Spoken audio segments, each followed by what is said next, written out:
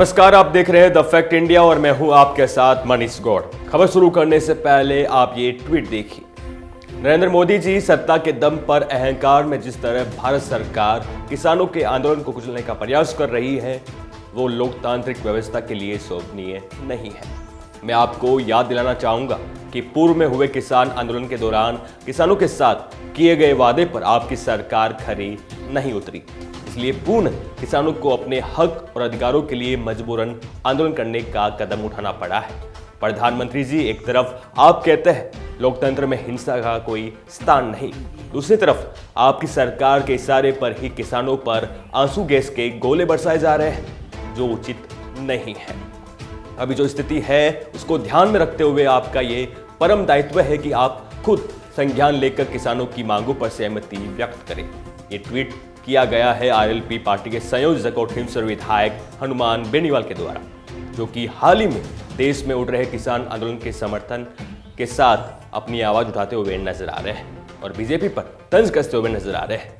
आपको बता दें कि इस वक्त देश में किसान आंदोलन फिर से उठने लगा है और किसान मांग करते हुए नजर आ रहे हैं कि एमएसपी पर कानून बनाया जाए। खैर, इससे राजस्थान की राजनीति भी प्रभावित हो रही है। आप जरा देखिए, जब ठीक 2 साल पहले किसान आंदोलन के मुद्दे पर हनुमान बेनीवाल ने किस तरह द फैक्ट इंडिया से बातचीत करते हुए बीजेपी पर आरोप लगाए थे और अपना एनडीए से नाता तोड़ दिया था। देखिए, किसान तकलीफ के अंदर है और पिछले 2-3 महीने से लगातार बड़ा आंदोलन देश के अंदर चल रहा है। पंजाब के अंदर पहले पंजाब स्टेट में तमाम जिला मुख्यालयों पे जिलों में आंदोलन हुआ और फिर सिंधु बॉर्डर और दूसरे जो दिल्ली के बॉर्डर थे, यूपी के किसान भी आए, हरियाणा के किसान भी आए आंदोलन के अंदर। और पंचायत चुनाव की वजह से हम लोग लेट हो गए थे इसके अंदर आने में। हमने सोशल मीडिया पे पहले ही समर्थन दे दिया था किसान आंदोलन को और तीनों बिलों का विरोध हमने किया। काला बाजारी बढ़ेगी, मंडियाँ खत्म हो जाएगी और कंपनियां, किसानों के पास वैसे ही उपजाऊ ज़मीनें लगातार सरकारें, चाहे एक्सप्रेस वे के नाम हो, भारतमाला परियोजना या कंपनियां लैंड बैंक बना के उद्योग धंधों के नाम पे किसानों की कई हेक्टर, लाखों हेक्टर ज़मीनें पहले ही बर्बाद कर चुकी है। और अब कंपनियां अगर करार करेगी तो किसानों की ज़मीनों पर गिद्ध दृष्टि लगाई बैठी है। ये तीनों कानून किसान विरोधी है और इसको लेके 12 तारीख को हमने बड़ा प्रदर्शन यहाँ पे बॉर्डर पे किया था और उस समय गृह मंत्री जी के कहने से हमने इसको डेफर किया 7 दिन के लिए।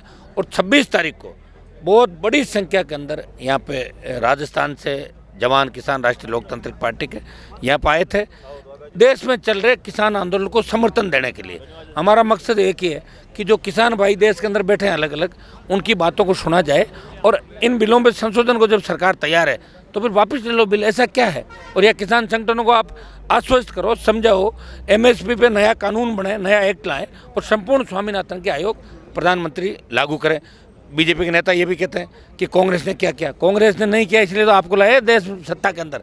और आप नहीं करोगे तो आप चले जाओगे, आपको भाई कोई और आ जाएगा देश के अंदर। ये देश में तो कोई ना कोई आता रहेगा।